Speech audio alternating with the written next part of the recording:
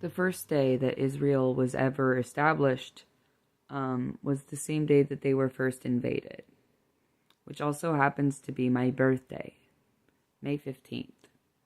May 15th is also the first day a machine gun was patented. It is also the first day a McDonald's opened. I was born on this birthday after being fathered by a man who was called God. I was raised by a lot of my family members, living in many households, but the only one who actually fostered me was my great aunt, named Mary. We lived in a town called Bethany. I am descendant of a corporate bloodline on my mother's side, and a Hell's Angels, very famous musician, bloodline on my father's side. I share my sun and moon combination with a list of very influential people in history. I have a Taurus sun and a Pisces moon. Here's a list of people who share that same combination: Leonardo da Vinci, Michelangelo, Fibonacci, and Karl Marx. I identify as Jesus. I always have. I just didn't think that you all needed to know that. Until I was 25. And I realized that I am the child of God, raised by Mary in a town called Bethany. Then I realized I had a responsibility and an ability to carry Jesus' message in a way that others don't. I do not claim to be God. Mary took me to AA meetings growing up. I chose time as my higher power at 15 years old. I believe time is God. God means something that controls everything and made everything. That's space-time.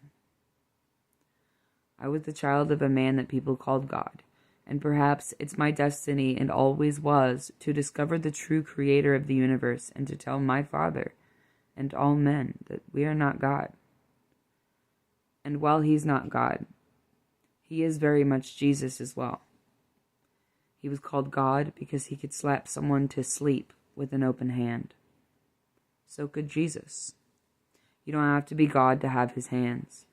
I am not God, yet here I am with hands, just like his.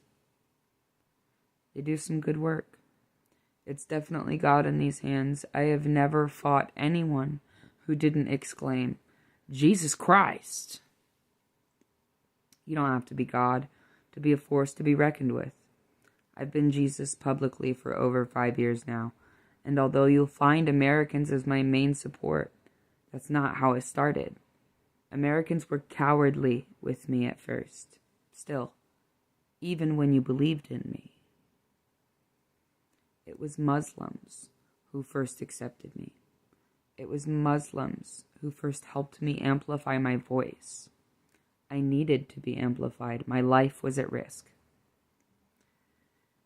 And if you look at the uncanny coincidences of my birth, I think that this world might need me, and I might have a purpose. You've seen me die on Facebook Live, but even without a heartbeat, I stayed alive until I could get CPR.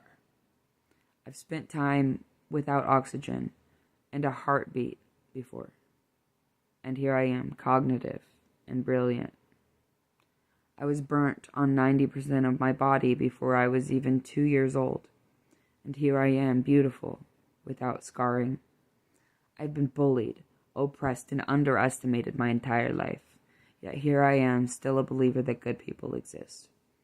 I am not any more radical or wholesome than the rest of you because of it. I was just raised different. I was raised in AA meetings, where I learned the art of reform. I am not a savior complex. I am a reformist. I am someone who believes in reform, not because of a dream that it's possible, but because I saw the miracle of it with my own eyes every day of my childhood. You all often disgusted me, and you still do. I see how people are evil, and I have never related. I see how people are selfish, and I have never understood.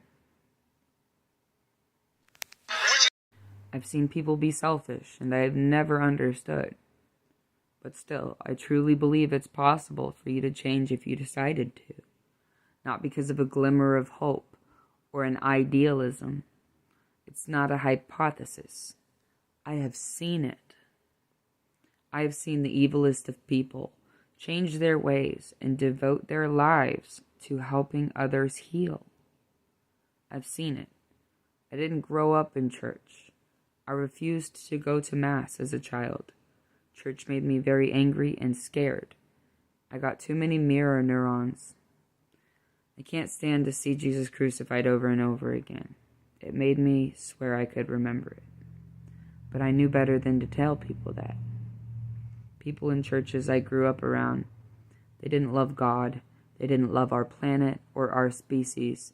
They didn't even love their own people. They liked being accepted by society. They went to church to feel righteous. But were they righteous? No, not really. Usually it was people who are very, very abusive and pretended to be good by using religion as a shield. But the AA meetings, the people I met there, they were so holy. And despite all coincidences of my birth, it is AA meetings that I attribute to my Sacred Heart. It was in AA meetings where I watched people who wished to be free from sin.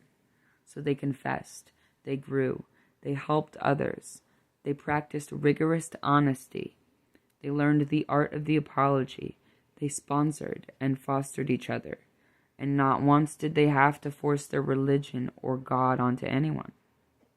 The entire program was about helping themselves and others, regardless of their creed. Nobody was arguing over which religion was going to prevail.